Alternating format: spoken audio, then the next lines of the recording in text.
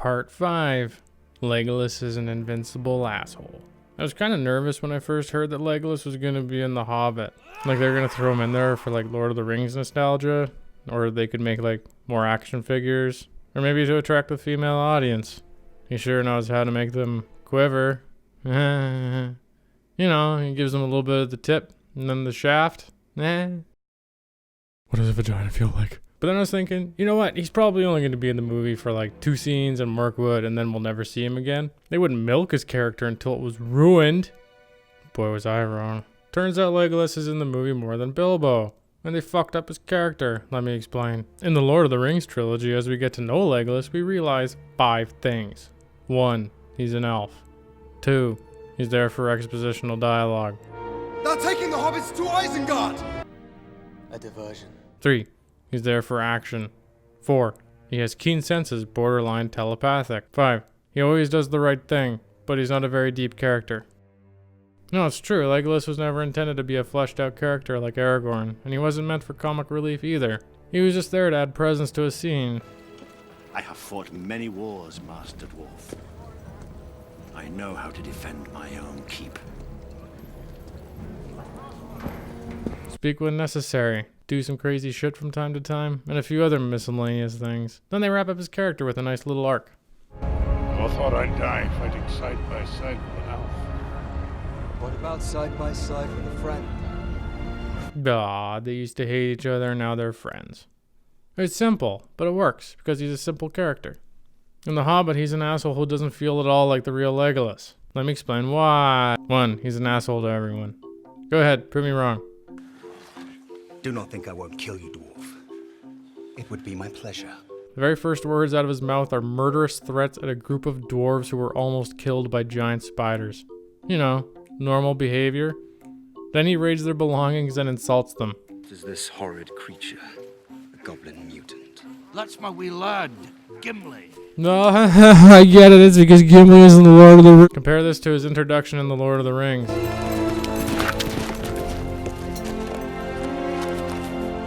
And his first line in the trilogy. This is no mere ranger.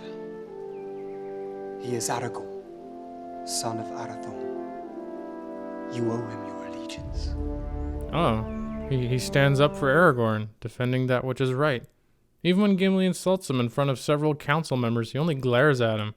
He doesn't like threaten to kill him or start arguing with him, you know, like a psychopath would. He even stops the fight later when shit hits the fan. And it's true, Legolas and Gimli do throw insults back and forth a bit. Dwarf doors are invisible when closed. Yes, Gimli, their own masters cannot find them if their secrets are forgotten. Why doesn't that surprise me? But they're generally backhanded and sarcastic, not threatening to kill each other. The only person Legolas threatened to kill in the Lord of the Rings trilogy was Éomer, and that was because he was threatening Gimli. They still try to use him for expositional dialogue, a bit, but not really. None would dare enter Erebor whilst the dragon lives. You know nothing. Your world will burn. What are you talking about? You just said it yourself. You were talking about a dragon, then things burning. It doesn't take a fucking genius. Do you understand now, Elfling? Death is upon you. The flames of war are upon you. What did he mean by the flames of war? I'm guessing he's talking about starting a war, and there will be lots of fire. Probably from a dragon. Probably from a dragon named Smaug. Then Thranduil says the dumbest thing in the movie. Means they intend to unleash a weapon so great it will destroy all before it. Sounds like they had a thesaurus sitting next to them when they wrote that line. Basically, Thranduil says the exact same thing the orc did, but with different words, so this line is fucking pointless.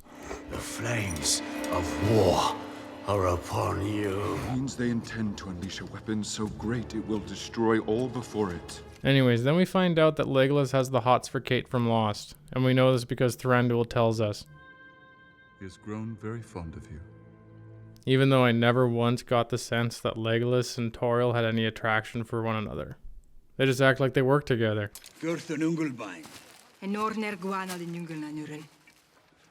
Even when he asks why Keely is checking her out, it really felt more like he was taking a jab at her, like, haha, dwarf thinks you're hot.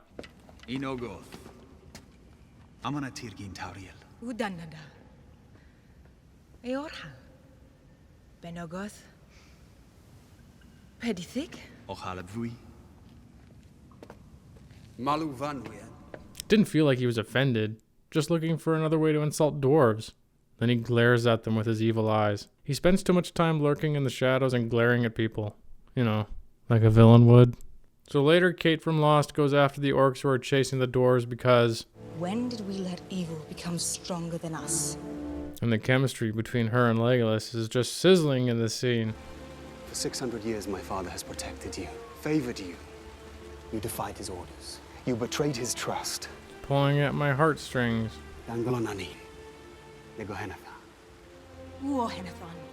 Kidad Wenithan Uohenathanim. The king has never let Oakfield roam our lands. Why do they keep switching from Elvish to English?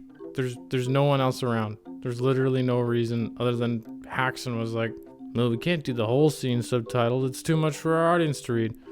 Let's do half and half. Seriously, I've yet to find a single shred of dialogue between these two characters that suggests they're supposed to be a couple. Tauriel. My guess is that after they split the movies into a trilogy, they decided to shove in a love triangle into reshoots. Okay, you know what? Fuck it. I'm switching this to a Tauriel thing now. Part 5A. Tauriel is a walking contradiction.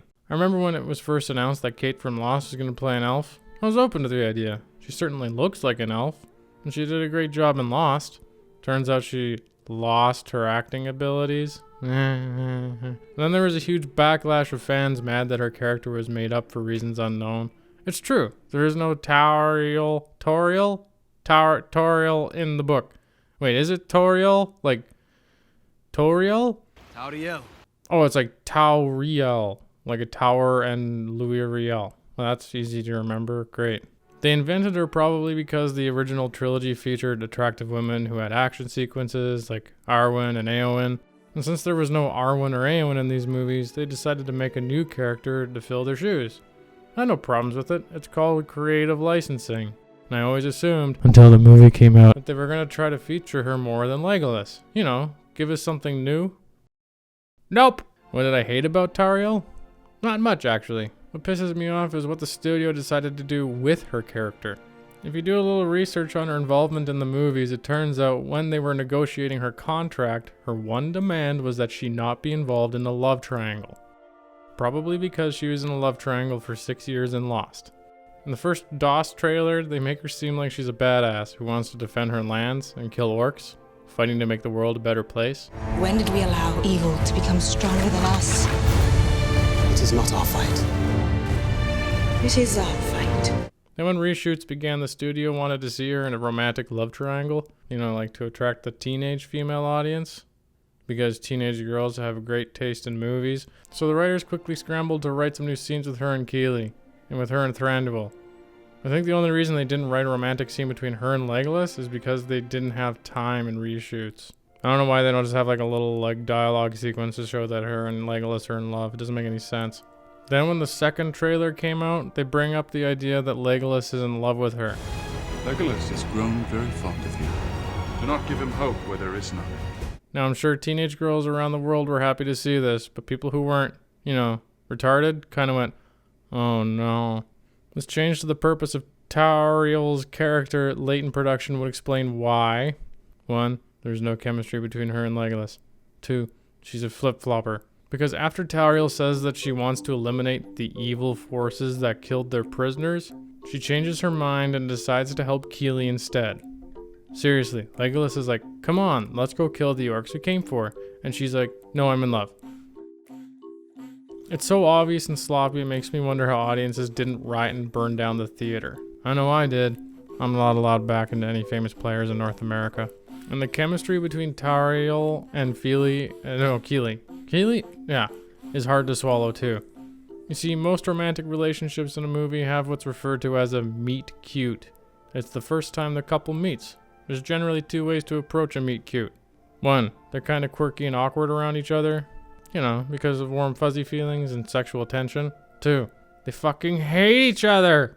The hateful or aggressive meet cutes are often fun to watch because the characters have to get over the initial feelings of loathing or disrespect. Then slowly as the movie moves along, they learn something about each other and get along. It's usually around this time that they realize they kind of like each other. Then love happens, and they fuck. The end. I should probably rephrase that. Regardless of how they meet, they'll often end up in love or romantically entangled to give the audience members the warm and fuzzies. At least I assume it's a warm and fuzzy feeling. Anyway, so the Desolation of Smaug obviously chooses the hateful meet cute with Keely and Tauriel. If you think I'm giving you a weapon, dwarf, you're mistaken! Which makes sense, because she's an elf and he's a dwarf, and interracial marriage is still a taboo in Middle-earth, apparently. Now let me explain how they ruined it. 1. They rushed through the getting to know each other phase. Over the course of 2 scenes featuring Tauriel and Keely with a grand total of 4 lines of dialogue, they go from Tauriel hating Keely Or nothing. to them being so comfortable with each other that they tell meaningful details about themselves and their pasts. I have walked there sometimes. Beyond the forest and up into the night. I have seen the world fall away. And the white light forever fill the air. I get that Feely wins her over with some charm, but keep in mind this is the 3rd time they've ever spoken to each other. The first of which he almost died because of her. So the fact that Keely is even attracted to her is pretty shaky. He should probably hate her. 2. They skip to becoming friends and immediately fall in love. Without even an apology for acting like a bitch before, now Tauriel is pouring out her deepest thoughts to a stranger because that's how people interact. Especially people who are in love, right? Imagine you're on a first date and the girl you just met immediately starts going on about some weird spiritual awakening she had. You probably wouldn't call her back. So here we have Tauriel, the captain of the guard, flirting with the prisoner she caught. If she cared about her position in her kingdom, which we know she does, she would not be doing this. Not only would this get her fired, it contradicts her character. It's so obviously out of place, it's frustrating. Then we tilt up and we see evil Legolas watching from the shadows. Slut. So now I guess it's a love triangle. The laziest love triangle of all time. And that's saying a lot. Later, to save Keely from being poisoned, Kate steals the King's Foil Athelas plant from Beaufort and ruins his one chance at being heroic. And of course it's King's Foil because Lord of the Rings. Then the most awkward scene in movie history happens, and it made me want to crawl into a hole and die. Kate from Lost goes full voodoo priest and starts chanting in Elvish to heal Keely. I think she's supposed to look beautiful, but it came across like this. And on top of that, it looks like she's giving him a hand job. Kate from Lost, you could stop, he already blew his load. I get that it's supposed to be an obvious reference to the Fellowship of the Ring, but that worked because we had never seen a female elf before, and it kind of tricks us for a moment, thinking she's like an angel or something, and then we go, oh, it was just a hallucination. It worked. This is dumb. Hey look, Keely is nuts for Tauriel. I cannot express in words how painful this scene is to watch. It really makes me wonder if Peter Jackson, Fran Walsh, and Philippa Boyens are hacks, or if they really don't care anymore and they just rushed through this scene. Maybe because they never wanted it. Kind of like a little fuck you to the studio, but either way, they're in the wrong. Push, Keely, push!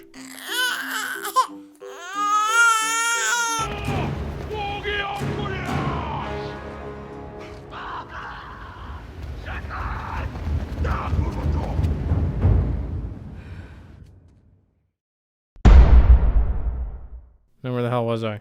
Oh yeah, back to part 5, the original. Legolas is still an invincible asshole. Section 2, the Legolas intensification formula. If you pay attention to the abilities of Legolas in each movie since the Fellowship of the Ring, you can see an obvious pattern.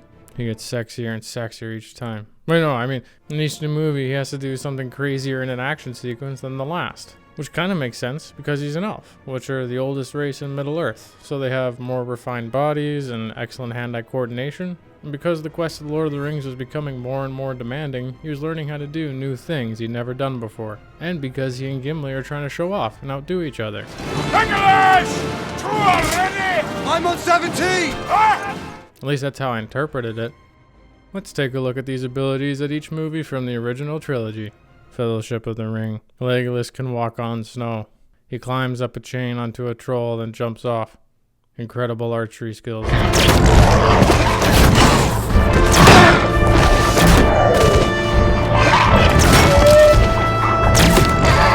The 2 towers. He does a super mount onto a horse.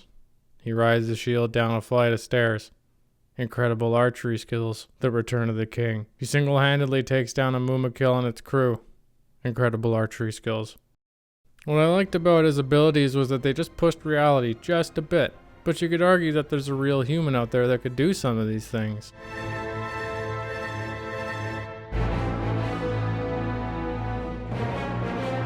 I'll admit that the Mumakil thing was silly and a bit over the top, but at this point in the trilogy, Peter Jackson probably realized he would never do another Legolas fight scene again, so he blew his load on that scene and didn't hold back. You also get the sense that this is probably the craziest thing that Legolas had ever done in his life. Then the Desolation of Smaug came out, and it ruined all of that. The very first time we see Legolas, he does something as crazy as the Mumakil scene, and it's the first time we see him. No attempt at building up to crazy shit, just right off of the bat. Then later in the barrel sequence, we see him doing even crazier things, like balancing on dwarves' heads because that's not dumb or impossible. Then he rides an orc like a skateboard because there's no friction in Middle-earth. Then back to jumping on dwarf heads. And then physics breaking stunts because that's how action sequences work now, apparently. They even resort to a CGI double in a lot of his fights because no human could ever pull off half of what he does. In my opinion, that should have been a red flag to the filmmakers, and they should have shown restraint. If a stuntee couldn't do this, maybe you should hold back for the sake of believability. There's a certain realism that comes with stunt people doing crazy dangerous shit in movies. It's because they move like real people would, and it pushes reality without breaking physics. It's cool.